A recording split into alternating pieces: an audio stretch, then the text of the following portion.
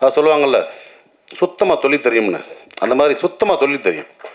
ஒரு டைரக்ஷன்னா நச்சுன்னு அப்படியே, அதாவது கன்ஃபியூஸ் இல்லாமல் இருப்பாப்புல ஸ்பாட்டில். நீங்கள் பதறவே வேண்டாம். அதனால தான் இந்த படம் அவ்வளோ ஃபாஸ்ட்டாக முடிஞ்சிருக்க காரணமே அதுதான். அமுதேஷ் சொன்ன மாதிரி போனாங்க டக்கு முடிச்சு வந்துட்டாங்கட்டாங்களா. அது காரணம் வந்து தொழில் சுத்தமாக தெரியும். யாருக்கும் பயப்பட தேவையில்லை. நம்மளுக்கு தொழில் சுத்தமாக தெரிஞ்சு யாருக்கும் பயப்பட தேவையில்லை. கேமரா மாட்டிங்க வைப்பா தம்பி ஷாட்டு, லென்ஸ் அதை பிடிச்சி அந்தளவுக்கு இதாக சொல்ல வரல, அந்தளவுக்கு க்ளீனாக இருக்கலாம்.